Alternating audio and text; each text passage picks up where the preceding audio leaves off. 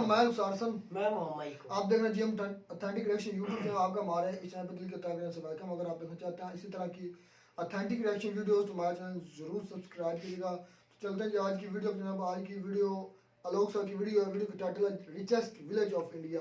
पहले देखते हैं वीडियो, फिर देते हैं अपना रिएक्शन। नमस्कार दोस्तों, डीडी रेड के एक और रिएक्शन वीडियो में आप सभी का स्वागत है। मैं हूं आलोक। तो आज एक बहुत ही शानदार वीडियो लेकर आया हूं मैं आपके लिए। ये वीडियो है बीबीसी न्यूज का और इसका टाइटल है richest village of India, Bharat का सबसे रईस गांव। तो चलिए भाई देखते हैं भारत के सबसे रईस गांव के बारे में। अच्छा, पहले ही बता दूं, मुझे भी इस गांव के बारे में ज्यादा पता नहीं था। ये इस वीडियो के टाइटल से पता चला है कि भारत का सबसे रईस गांव जो है वो ये है। चलिए देखते हैं। पहली नजर में माधापर एक गांव कम और शहर ज्यादा लगता है। गांव की आबादी करीब 60,000 है, लेकिन यहाँ 16 बैंक हैं। इन बैंकों में फिक्स डिपॉजिट के रूप में लोगों के 5,000 करोड़ रुपए जमा हैं। ये गांव अपने एनआरआईज के लिए मशहूर है। 60,000 की आबादी गांव में, मतलब इतनी आबादी तो मैंने कभी किसी गांव, हमारे गांव में भी नहीं होगी यार। हमारे गांव में मुश्किल से 5, 7, 10 हजार लोग होंगे यार। इतनी ज्यादा तो नहीं है, खैर। और 16 बैंक हैं और उनमें 5,000 करोड़ से भी ज्यादा का पैसा है। गांव नहीं है यार, ये रजवाड़ा है। बहुत पैसे हैं। ब्रिटेन, कीनिया, ऑस्ट्रेलिया जैसे देशों में काम करने के बाद ये एनआरआई अपनी जिंदगी भर की जमा पूंजी के साथ इसी गांव में लौट आए हैं।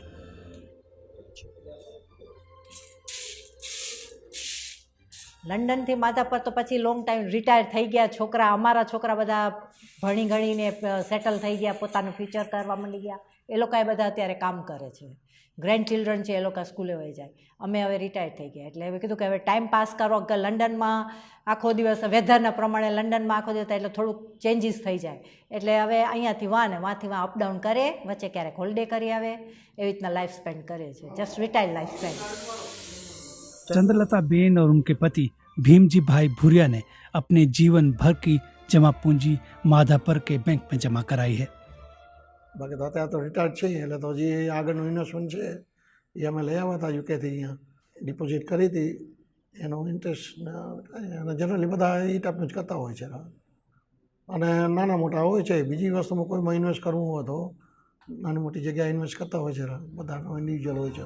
ऐसे ही एनआरआईज ने इस गांव की अर्थव्यवस्था को बेहद मजबूत बना दिया है। તમે બધું ઇન્વેસ્ટ કર્યું હોય, યુકેથી ઇન્વેસ્ટ અહીંયા આવ્યું હોય, અમેરિકાથી આવ્યું હોય, આફ્રિકાથી આવ્યું હોય, તો જરૂર માધાપરમાં ફાયદો તો થવાનો જ રહ્યો। બધા વર્કર્સને કામ મળે।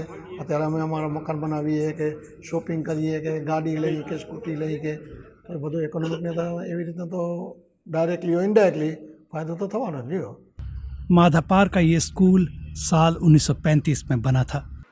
अच्छा, सबसे अच्छी जो बात यह है कि इसका फायदा इंडियन इकोनॉमी को भी मिल रहा है। आप सोचिए कि जो विदेश में लोग रह रहे थे वो यहाँ आ गए, अपना सारा पैसा वो यहाँ पर लेकर आ गए, यहाँ पर चीजें खरीद रहे हैं, बिजनेस कर रहे हैं, इन्वेस्ट कर रहे हैं। तो पैसा यहीं पे घूम रहा है, पैसा यहाँ पे इन्वेस्ट हो रहा है और भी लोगों को ये पैसे वहां से इन्वेस्ट करा रहे हैं। तो सोचिए कितनी बड़ी बात है। मुझे लगता है कि अगर हर स्टेट में ऐसे 40-50 गांव हो जाएं तो मजा ही आ जाए यार। मतलब जो लोग, हर स्टेट के लोग जो बाहर रहते हैं, अगर वो इस वीडियो को देखने के बाद कुछ सोचे और समझें और अपने गांव में इन्वेस्ट करें तो मुझे लगता है कि बड़ा फायदा होगा यार। गांव को भी फायदा होगा, आपके यहाँ के लोगों को फायदा होगा और इससे ओवरऑल पूरे कंट्री को भी बहुत फायदा होगा। तो आप लोग इस बारे में भी सोचिएगा, क्योंकि ये हमारे लिए, ये गांव एग्जाम्पल बन सकता है, ये एक मिसाल बन सकता है और इसकी तर्ज पर हम बाकी इंडिया के दूसरे गांव में भी ऐसा कर सकते हैं। क्योंकि बाकी जगहों से भी लोग तो रह ही रहे हैं ना विदेशों में, तो वहां पे काम भी कर रहे हैं और अच्छे खासे हैं, सेटल्ड हैं, बहुत अच्छा काम कर रहे हैं। यहाँ सबसे पहले पढ़ने वाला व्यक्ति देश को आज़ादी मिलने से पहले ही विदेश चला गया था। बधी जगह आफ्रिका में साहेब 1945 में रेलवे लाइन पड़ी। रेलवे लाइन नाखवा माटे मजूरो अमारा कच्छमांथी गयेला हता। एटले आफ्रिकाना देशों, अमेरिकाना, इंग्लेंडना देशोना विकास में पण मारुं योगदान छे અને સંઘર્ષ કરીને ત્યાં લોકો રહ્યા છે। સાથે સાથે વિદેશથી પુષ્કળ પૈસા, પોતાના ગામ પ્રત્યેની લાગણી, ભલે આજે ચોથી પેઢી થઈ ગઈ પણ ગામમાં કાંઈ પણ પ્રસંગ હોય તો દાન પુણ્ય આપે, સેવાની પ્રવૃત્તિ માટે આપે, સાહેબ થાપણો વિદેશમાં રાખવાને બદલે માધાપરમાં રાખે. माधापार में कई तरह की सुविधाएं हैं, लेकिन ये गांव गुजरात की अगली सरकार से क्या चाहता है? હોસ્પિટલની ફેસિલિટીઝ ને વધી જાય અને હોસ્પિટલ જરાક મોટી થઈ જાય, અહીંયા સંશોધન કરવાની એને જરૂર છે. ઉપરથી ગટરનું ને પાણી આવતું હોય છે. જો ઉપરથી ગટરનું પાણી ને આવવાનું બંધ થાય ને સરકાર કંઈક વિશેષ કરે તો તળાવ થોડુંક ચોખ્ખું રહે. અહીંયા પશુઓનો ત્રાસ ઘણો છે. આંખલા ને બળદ ને બધા મૂકી દે. माधापार में साफ पानी की किल्लत है. सरकार की तरफ से नर्मदा का पानी यहाँ मुहैया कराया जाता है, लेकिन ये नाकाफी साबित होता है. जहाँ मैं खड़ा हूँ यहाँ से माधापर को पानी सप्लाई की जाती है. 11 अंडरग्राउंड बोरवेल माधापार को पानी पहुंचाने का काम करते हैं, जिनमें से 3 खराब पड़े हैं. गांव की पंचायत का कहना है कि जमीन के नीचे पानी का स्तर तेजी से गिर रहा है. सरकार की तरफ से किए गए कई वादों के बावजूद इस गांव को नर्मदा के जल की निर्बाध आपूर्ति नहीं मिल पा रही. स्थानीय लोगों का कहना है कि इस वजह से गांव के लोगों को यहां से कहीं और जाकर बसने पर मजबूर होना पड़ सकता है. તેમણે હિજરત કરીને માધાપર છોડવું પડે. નર્મદાનું પાણી અત્યારે પણ ગામની અંદર લગભગ 20-25%, શહેરની અંદર પણ 35-40% જ પાણી નર્મદાનું આપવામાં આવ્યું છે. સરકાર એની કોશિશ જે રીતે કરતી હોય અને અનનેસેસરી અત્યારે જરૂરત ન હોય એવા પ્રોજેક્ટને સાઈડમાં રાખી અને નર્મદાના પાણીને મારું એવું માનવું છે કે ઝડપથી એની જે કોઈ ઇન્ફ્રાસ્ટ્રક્ચરની જે નવી સુવિધાઓ કરવાની છે એને ઝડપથી ચાલુ કરે. પણ ક્યાંક ને ક્યાંક કામગીરીની જે ગુણવત્તા હોય એ અગુણવત્તાથી કામ એના કારણે અવારનવાર મોટી કેનાલોની કે જે કચ્છની મુખ્ય કેનાલની અંદર ગાબડા પડતા હોય એના કારણે હજી ભવિષ્યની અંદર કચ્છને જે પાણી નર્મદાનું મળે એવું હજી સુધી લાંબે સુધી દેખાતું નથી. रईस गांव की छवि और साफ पानी की कमी के बीच माधापर गांव इस बार चुनावों में किसकी किस्मत चमकाएगा, ये समय ही बताएगा. तो दोस्तों वीडियो खत्म हो गया और वीडियो बहुत बढ़िया था और इस बात का सपोर्ट मैं भी करता हूँ कि भाई अगर देखिए इतनी बड़ी आबादी वहाँ पे रह रही है, इतना ज़्यादा इकॉनमी के लिहाज से भी बहुत इंपॉर्टेंट है, तो आपको उनकी ज़रूरतों को पूरा करना पड़ेगा. और मुझे लगता है कि सरकार को इस तरफ ध्यान देना चाहिए, क्योंकि अगर ये आपके इकोनॉमी में मदद कर रहा है गांव, ये कारोबार को बढ़ा रहा है, तो भाई आपको उनको सुविधाएं देनी पड़ेंगी. और ये तो बेसिक राइट्स हैं. अगर साफ पीने का पानी चाहिए, अभी 20-25% मिल रहा है, दिक्कतें आती हैं. मैं ऐसा नहीं कह रहा हूं कि सरकार के पास दिक्कतें नहीं होंगी. चलिए उतनी चीजें बनाई हैं उसने, लेकिन 3 जैसे वेल खराब हैं तो आप उनको ठीक करना या नए वेल बनाना, या अगर दिक्कत आ रही है तो भाई उन दिक्कत को तो सरकार को ही सुनना पड़ेगा ना, क्योंकि भाई वोट देते हैं, टैक्स दे रहे हैं, तो भाई आपको उनका काम तो करना पड़ेगा. ओवरऑल बहुत ही अच्छा वीडियो था और मुझे भी जानकारी मिली कि भाई गुजरात का एक गांव ऐसा है जो इंडिया का सबसे रिचेस्ट गांव है. मतलब मुझे देखकर हैरानी हुई यार, 16 बैंक. मतलब मुझे लगता है कि इंडिया के कई शहरों में 16 बैंक नहीं होंगे और एक गांव में है वहां पे. खैर मैं भी उसको एक गांव नहीं कहूंगा भाई, 60,000 की आबादी है और इतनी सारी सुविधाएं, बिल्कुल शहर ही कहूंगा मैं उसे भी. लेकिन इससे दूसरे लोगों को सीखने की जरूरत है, इससे दूसरे गांवों को सीखने की जरूरत है. और इससे हम ना सिर्फ अपने आप को डेवलप कर सकते हैं, बल्कि देश के डेवलपमेंट में भी हम अपना योगदान दे सकते हैं. तो भाई आप बताइएगा कि वीडियो कैसा लगा और क्या हम लोगों को भी देश के दूसरे हिस्सों में भी ऐसा करना चाहिए, जो वहाँ के लोग NRI हैं, क्या उन्हें भी ऐसा करना चाहिए. तो अपना कमेंट जरूर लिखें और जल्दी मिलता हूँ एक और नए वीडियो के साथ. नमस्कार, जय हिंद. यार मेरे सरप्राइज बहुत बड़ी 60,000 आबादी वाला गांव है, अनबिलीवेबल है. और 16 बैंक है इसके अंदर. यार हमारा गांव ना ला क्या, हमारा गांव बड़े हमारे एक मुरब्बे के अंदर, हमारे एरिया के गांव में काफी ज्यादा बड़े गांव में शामिल होता है. लेकिन 4,000 तकरीबन 4,000 इधर तकरीबन शहर वाली हर फैसिलिटीज है, मतलब गैस है, पीने का साफ पानी है, उसके बाद लाइटिंग है, जो जितनी भी फैसिलिटीज होती है शहर में वो शहर है. और हमें शहर ज्यादा दूर भी नहीं पड़ता. हमारा शहर मेरे ख्याल से ज्यादा 5-6 किलोमीटर 5-6 किलोमीटर बाइक पे.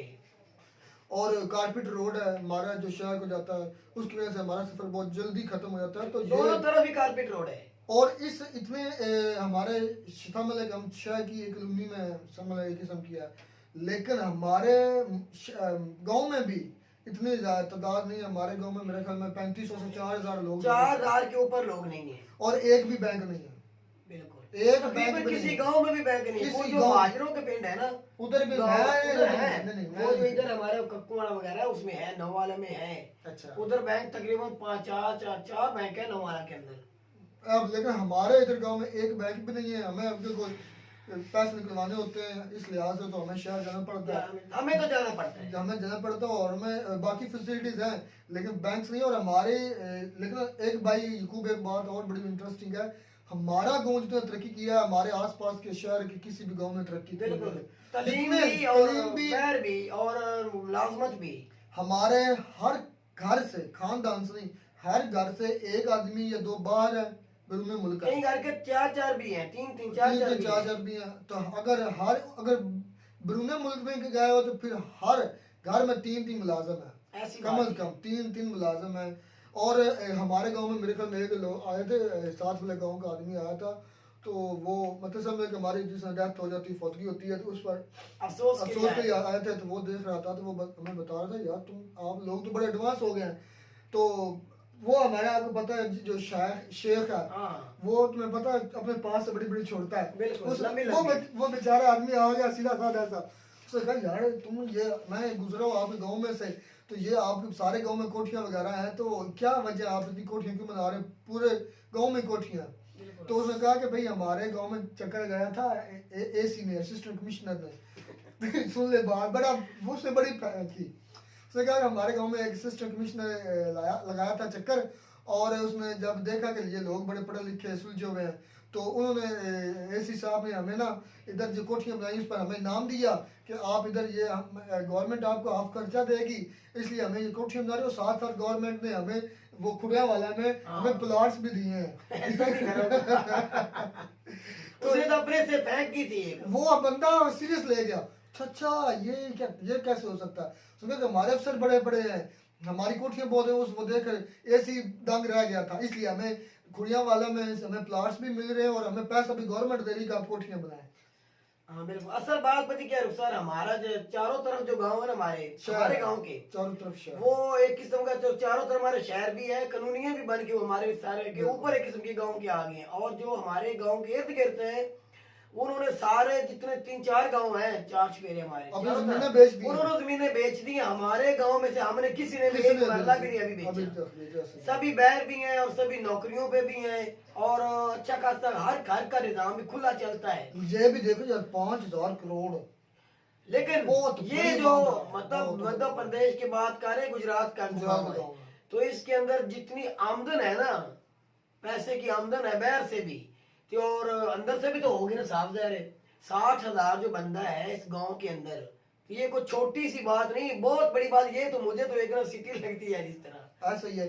और ये मेरे ख्याल में हम मोदी साहब की गवर्नमेंट थी, सीएम रहे हैं 3-4 मरतबा। बिल्कुल, ये उसका कमाल है, ये सारा उसका कमाल है। ये मोदी साहब का कमाल हो सकता है। अपॉर्चुनिटी दी है, लेकिन 100% कोई चीज भी नहीं होती। लोग सर जिस तरह कह रहे थे कि हर जितना भी कोई अच्छी फैसिलिटीज दे लेना, फिर भी कोई ना कोई थोड़ा बहुत मामला गड़बड़ चलती रहती है।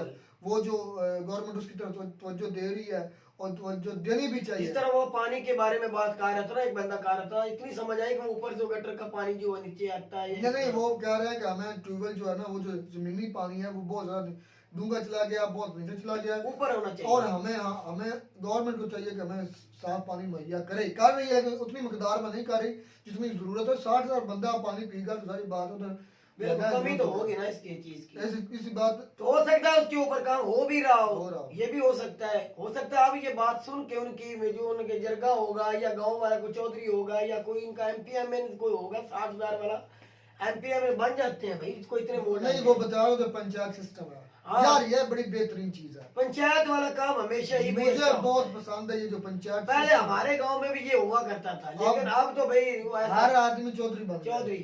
वैसे भी अब वो बात आ गई, मेरा भाई शहर के अंदर हम आ चुके हैं, लेकिन हर कोई अपनी मन में कम होता जा रहा है। वो बड़े जो जिनका एहतराम होता था वो अब दुनिया में रह ही नहीं। तो अब नौजवान है तो खुद हर कोई अपनी किसी के पास थोड़ा सा पैसा आ जाता है तो वो हवाओं में उड़ना शुरू कर देता है और बड़ों की तमीज भूल जाता है। मेरा ख्याल में ये चीजें नहीं होनी चाहिए। लेकिन ये जो गाँव मध्यपुर की बात करें, पंचायत है ये मेरा बहुत अच्छा सिस्टम, और ये गाँव बहुत ज्यादा तरक्की वाला गाँव होगा भाई। जिस तरह आबादी या जितना वो बैंक बने हुए हैं, जितनी आमदन होती है, वाकई में गवर्नमेंट को भी बहुत ज्यादा इसमें support 6 करना गाँव है और 6 बैंक है। हाँ, 16 बैंक बताए गए हैं। एक 60,000 के बाद हमारे मेरे ख्याल में फैसलाबाद शहर में इतने नहीं होंगे। मक्कुआना हमारा नजदीक पड़ जाता है। उधर उधर एक भी है, दो है। उधर भी 16 नहीं है मेरा भाई। 2 है, आबादी तकरीबन 60,000 होगी, आबादी लेकिन इतने बैंक नहीं है। बिल्कुल ऐसे ही है। तो उम्मीद करते हैं आपको हमारी वीडियो अच्छी लगी होगी। बड़ा अच्छा ये वीडियो थी, बड़ी मजा आया इस वीडियो पर रिएक्ट करने में। अगर आपको हमारी वीडियो अच्छी लगी होगी, अगर वीडियो अच्छी लगी हो तो हमारे चैनल जरूर सब्सक्राइब कीजिएगा। मिलते हैं नई वीडियो में, तब तक दीजिए इजाजत। अल्लाह हाफिज।